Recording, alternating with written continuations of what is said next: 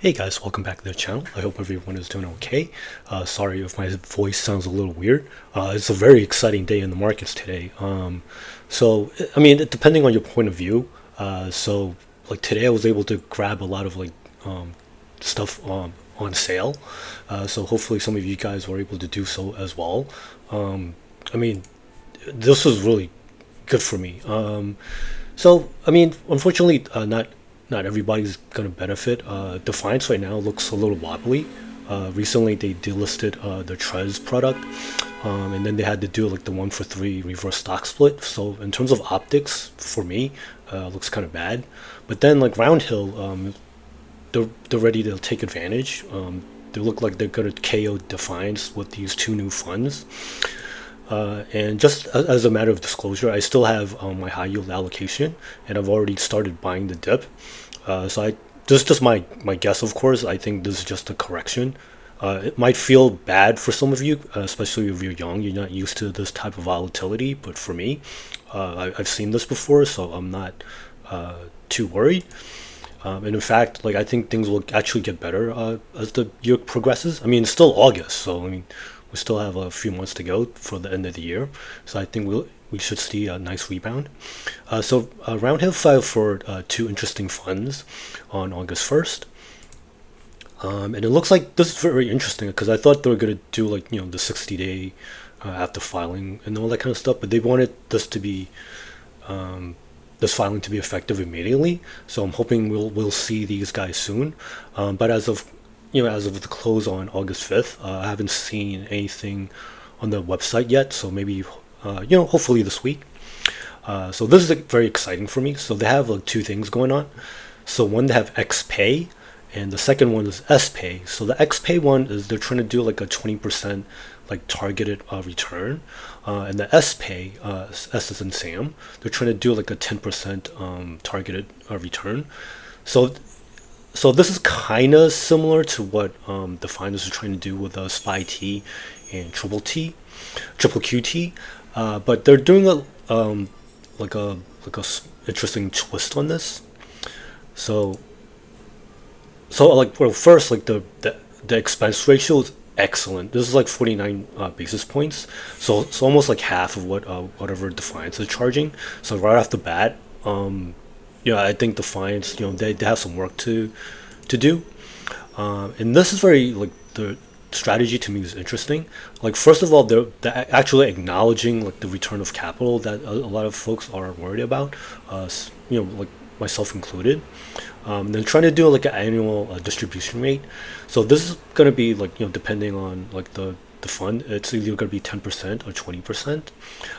But it's unfortunately it's not gonna be like a weekly distribution. It's gonna be a monthly distribution. But this might be helpful for some folks. So they're gonna do like a long. They're going long instead of selling options. So they're going to be going long a deep in the money call on SPY.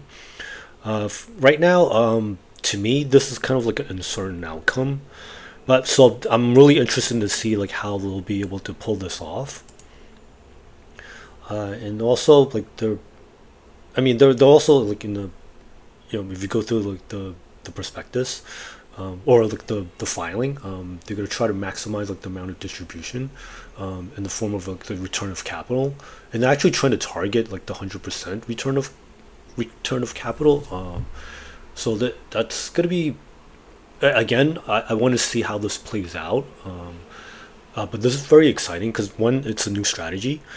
Two, like they actually I like how like they're trying to fight like a fee war. So like I think this benefits all investors just in general. So I'm really excited about this.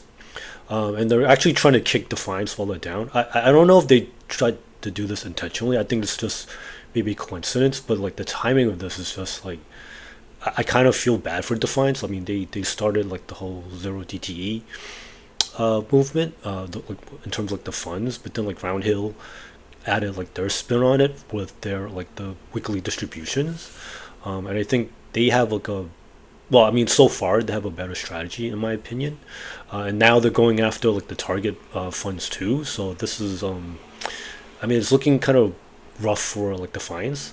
I think they could still, well, in terms of for Defiance, like I think if they stick with the USOY and release like the other zero DTE lights, maybe they can kind of maintain like their market share that way. Do like start doing more of like the differentiated like products, because we still waiting for like the UNG one, the GLD one. What else? I'm still waiting for like their EEMY and EFAY. I mean, that's been kind of hanging out there for a while. But well, I mean, we'll just have to see. Like the high yield war is very interesting. This isn't quite what I expected, but it's pretty exciting. And of course, that's just my opinion. So it might be a rough day for other folks, but I think for us, people that have been like had like the hedges in places, and then like they had some cash on the sidelines, so they can kind of take advantage of like these deep discounts.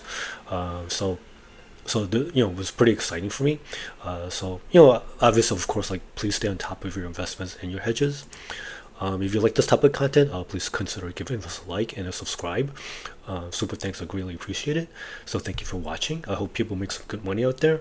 I know it's been kind of rocky, but I think like this year it's going to be really good. Take care, everyone.